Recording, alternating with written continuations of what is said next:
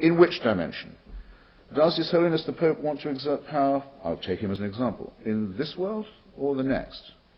Seems to be more interested in exerting power in the here and now. That's what I would do if I was him. If he was to say, our kingdom is not of this world, he might surrender the secular power that the claim to the knowledge of God and his intentions gives him right here and right now. It's a fairly easy trick, I think, to see through. Professor MacDonald mentioned my work on Mother Teresa. Let me give you an example, because she is, I think, of all the religious figures in the recent past, of the last century, as a matter of fact, the most revered, respected, automatically and axiomatically praised by the secular, by the liberals, by people who granted to her sainthood in its human sense.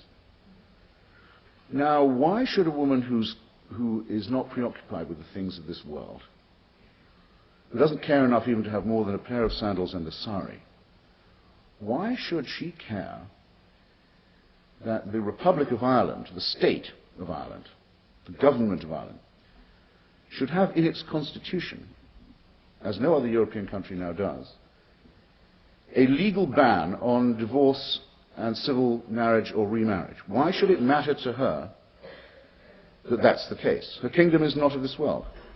The teachings of the Catholic Church on divorce and remarriage may be very strict. For Catholics, Catholics must observe them. Catholics put themselves voluntarily under the domain of this church. But there's no authority in Catholic doctrine for a state saying that all its subjects, Catholic and Protestant, must take Catholic canon law as their own law. They can't escape it. They must submit their own marriages, their own morality to this.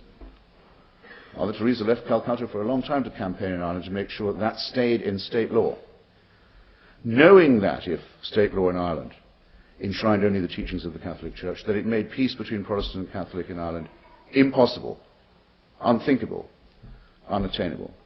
And knowing that, an Irish woman who might have been married to a child abuser, a drunk, a rapist, and a bully could expect no absolution if she left this man, let alone if she sought to remake her life for herself and her children with another marriage. For that there could be no forgiveness.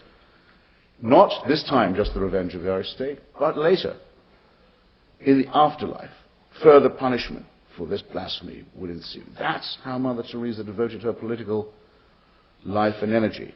Except that the same year, when her friend, the Diana Spencer girl, who some people prefer to call Princess Diana, I don't myself recognize the claims of the House of Windsor,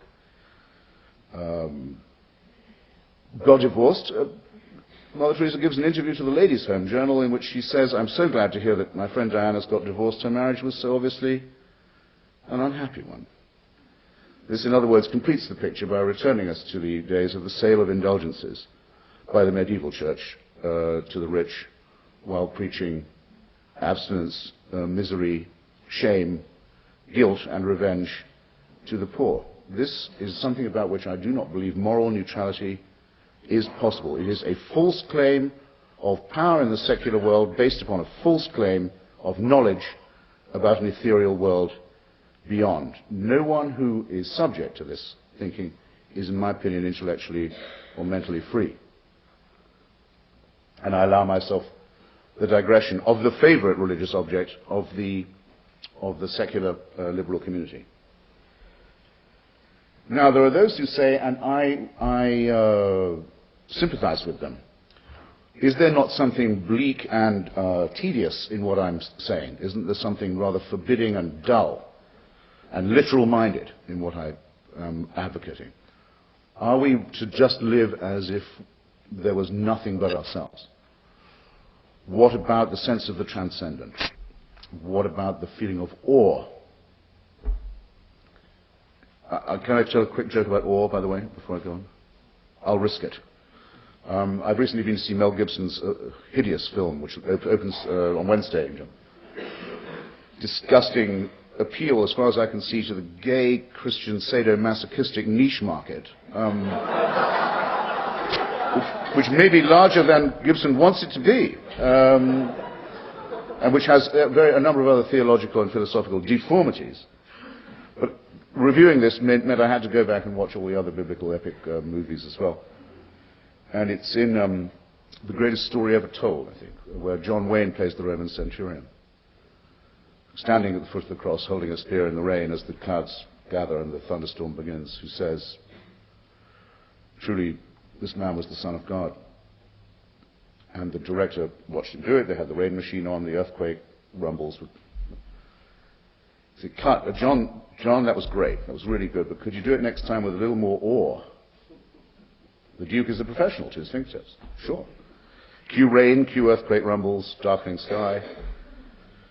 The pelting comes across the centurion's face. He grasps his spear and says, truly this was the Son of God. Anyway, are we to live without awe, without transcendence? I think not, because we have innate in us an appreciation for beauty, an appreciation for literature, an appreciation for irony, which is the great saving element in the human discourse. But more than that, and here I trespass into an area where I'm much less secure, if you want awe, and if you want a sense of wonder and splendor, spend a few minutes with a page or two of Stephen Hawking's Brief History of Time. Or have a look at what the Hubble telescope has been sending back to you. Or spend a little time looking at the extraordinary discoveries that are being made by the unraveling of the string of our own ribonucleic DNA.